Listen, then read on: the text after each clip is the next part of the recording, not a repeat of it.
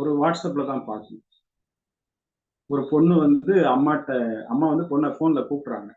"என்ன எப்படி இருக்க? நல்லா இருக்கியா?" அப்படி இப்படின்னு கேட்டதுன்னா, அந்த பொண்ணு வந்து ரொம்ப குரல் கம்மியா இருக்கு. உடனே அம்மா கேட்கறாங்க, "அங்க ஏதாவது பிரச்சனையா?" அப்படின்னு கேட்கறாங்க. உடனே இந்த பொண்ணு வந்து ஓன்னு அழுது.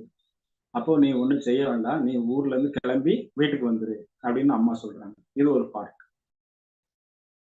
ஃபோன் கூப்பிடுறாங்க, பேசுறாங்க.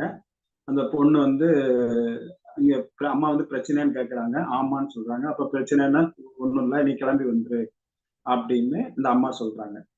முதல்ல ஒரு பொண்ணு வந்து அழுதுட்டு, "நான் சரி வாரேன்னு" சொல்லுது.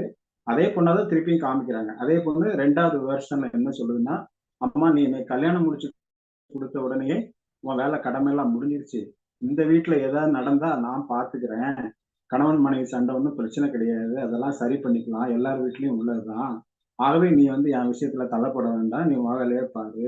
அப்பா கூட ஒழுங்கா சண்டை போடாம இரு" அப்படின்னு சொல்லி வச்சுருச்சு. இவ்வளவுதான் மெசேஜ் இதுல. சோ, அது ஒரு மாற்றத்த காமிக்கிறாங்க. ஒரு சின்ன சேஞ்ச் நடந்திருக்கு அப்படின்னு சொல்லி.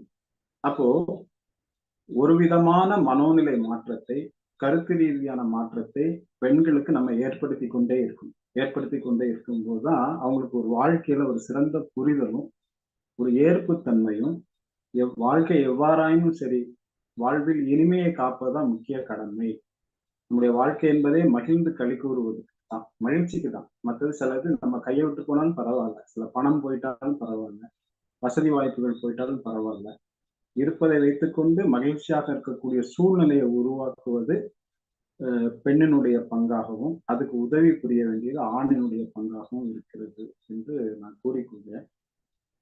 அ இந்த இனிய நல்ல தினத்தில் அருள் தந்தை வேதாத்திரி மகரிஷி அவர்களுடைய இனிய வாழ்க்கை துணை லோகாம்பாள் அம்மா அவர்களை நினைவு கூர்வோம். அவங்க வந்து மகரிஷிக்கு நெறைய இடத்துல விட்டு குடுத்ததுனால தான், மகரிஷி அவங்க வந்து இந்த மாதிரி ஒரு சிறந்த ஆன்மீக பணியை செய்து, இந்த மாதிரி நான்லாம் உட்கார்ந்து பேசுற அளவுக்கு ஆயிருக்குன்னா, அந்த அம்மா எவ்வளவு விட்டு குடுத்துருப்பாங்க பாருங்க. மகரிஷியும் அ உலகின் தலைசிறந்த ஞானிகள்ல ஒருவர். இது மட்டும் இல்ல, நெறைய பெண்கள் அப்படி பண்ணியிருக்காங்க. சாக்ரடீஸ்னுடைய மனைவி. அந்த சாக்ரடீஸ கோர்ட்ல ஜெயில்ல அடைச்ச உடனே, அந்த கோர்ட் படி டெய்லி ஏறி இறங்கியிருக்காங்க. கடைசி வரைக்கும் சாக்ரடீஸ் எழுதுறத பாரதியாருக்கு ஒரு செல்லம்மா. இப்படி நான் சொன்ன மாரி முதல்ல காரைக்கால் அம்மையார், ஔவையார். தமிழகத்துல சிறந்த ஒரு பெண்மணி அப்படின்னா ஔவையார் அம்மா தான்.